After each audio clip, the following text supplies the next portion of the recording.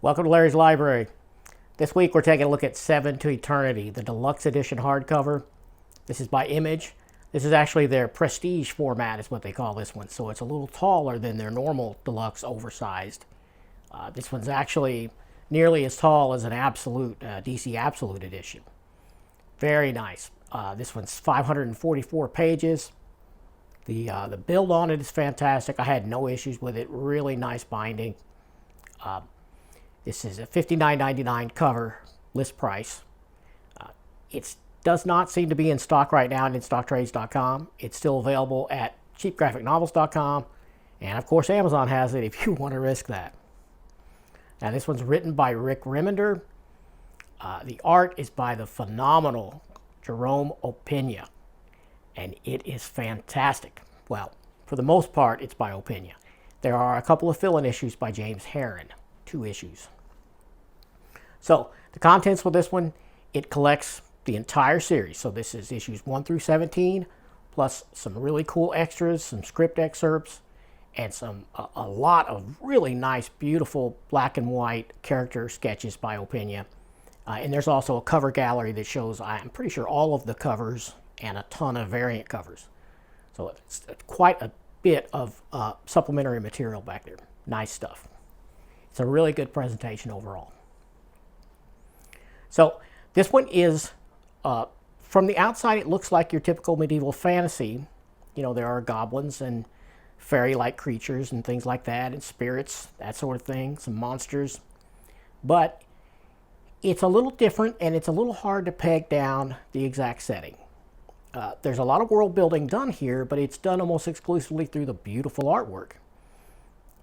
Not a lot done at the level of narration and text to tell you exactly when and where this is. I mean, you get names for places and characters, certainly. But, well, it's just hard to peg down exactly what the setting is. I mean, it's on the one hand, most of the characters are using swords and axes, typical melee medieval weapons. There's some bows, things of that nature. But you also have airships, which makes you sort of give you a steampunk vibe. And some of the architecture certainly looks industrial. And there's the issue of the main character, Adam. His weapon, his main weapon he carries, is what looks to me like a modern tactical shotgun. There's a lot of magic in this story. And this shotgun he has, if that's what it is, I'm assuming, the ammunition it uses, the shells he carries, they call nails. And they call the gun he has a hammer. They call it the hammer, and these shells are the nails. And these shells seem to contain, I don't know if it's the soul or maybe just a little bit of the spirit of dead people. And in his case, it's his relatives.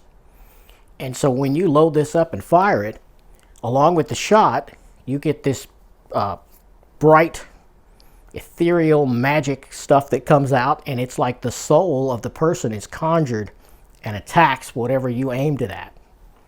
It's pretty cool, and I don't think I've ever seen that concept done before. And it's pretty interesting. And you get a lot of really interesting stuff here that I don't think I've ever seen done before. And that is some inventive stuff for sure. And another odd thing about that, he seems to be the only one in this entire thing that ever uses what could be called a firearm. And no one seems to really react to it either. Like, whoa, what's this guy's boomstick? You know, no reaction other than, you know, getting shot or whatever. But so that's a little odd. Now, my personal theory, and this is supported by, you know, context clues within the story, I think maybe this was like a case of lost technology where this world had a higher technological level, and then through wars or disaster or both, you know, they regressed. And so there are some remnants of the older tech, but they mostly are at the level of medieval period. Maybe, that's a guess. I don't know. But it is a minor quibble, but that is a little bit of a problem for me because I'm kind of a nuts and bolts guy. I like to know how stuff works, and I would have liked to have seen a little more detail devoted to that. But maybe that's just a me problem and not a you problem. Maybe. I don't know.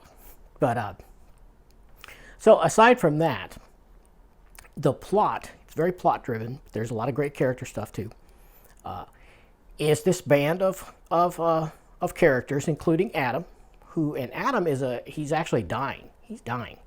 He has this awful cough. He coughs up blood, and he's got this sickness, but he's dying, and he is a member of a also dying out order of sort of knights-like order that he was kind of kicked out of, which involves his family name, which has a mark on it as betrayers, which is a whole other subplot I'm not going to get into, but it's pretty interesting.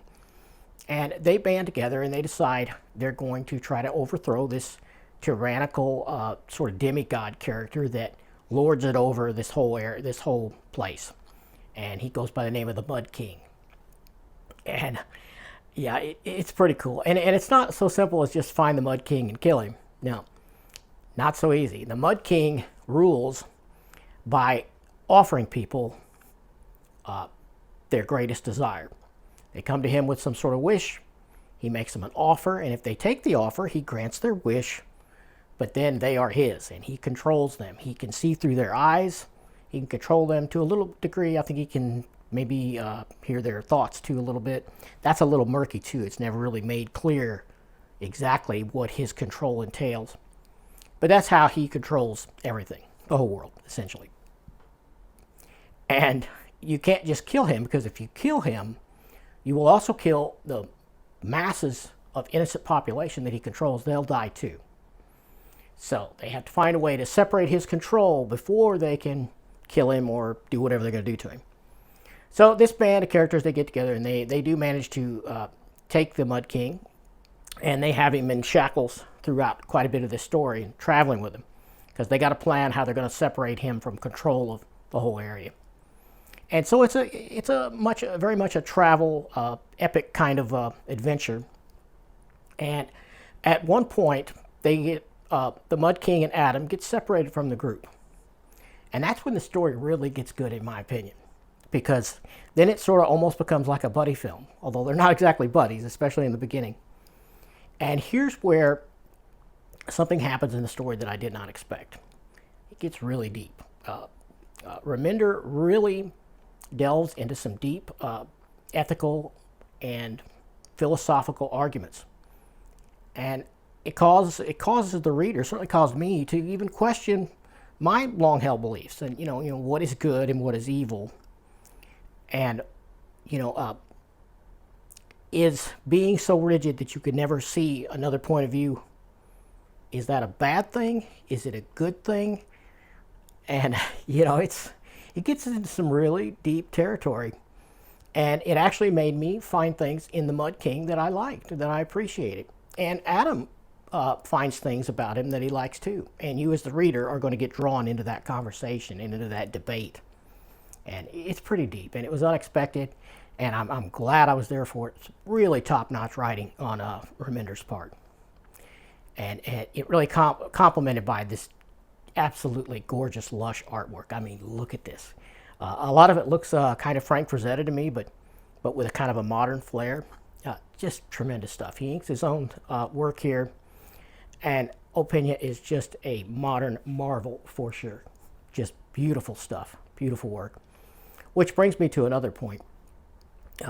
When you get to about issue 7, I think it's 7 and 8, where you have that fill-in art, and I'm not going to say that guy can't draw, but man, just juxtaposing, you're coming from the beautiful, detailed Opena, and then you get into this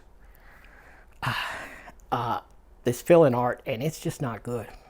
I really struggled getting through those 2 or 3 issues, and man, it was bad. But once you finally make it through that, you're back into the beautiful Opena art from there to the end.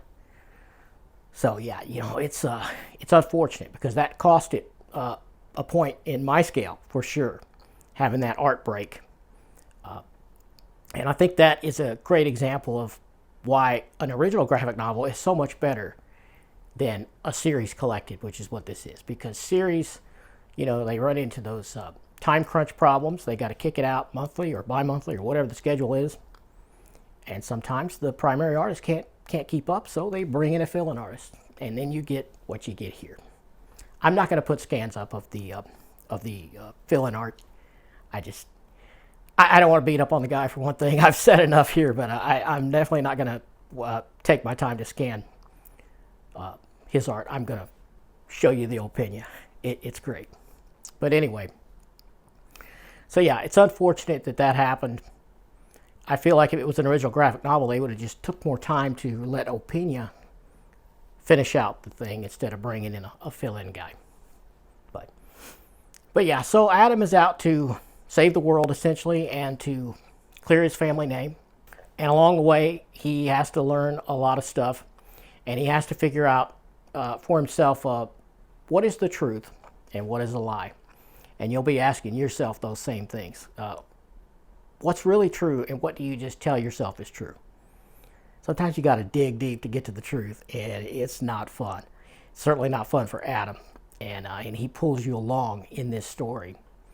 And yeah, Remender does a great job here getting into the psyche of it and getting into those ethical and moral questions. And yeah, I thought it was great, and I can't recommend it enough. This is an 8 out of 10 for me, but 8 is a high score for me, so don't get me wrong. You know, I give out a lot of 9s and 10s, but this is an 8, but it's a very strong 8. I mean, this artwork is gorgeous. Even if the story had been utter crap, which it is not at all, it would be worth buying this simply for the art. This beautiful, beautiful artwork. Yeah, so get this while you can. If you can, pick it up. And if you've read it, let me know what you think about it in the comments. And I'm going to let you go for now, and I'll see you next week, if not sooner.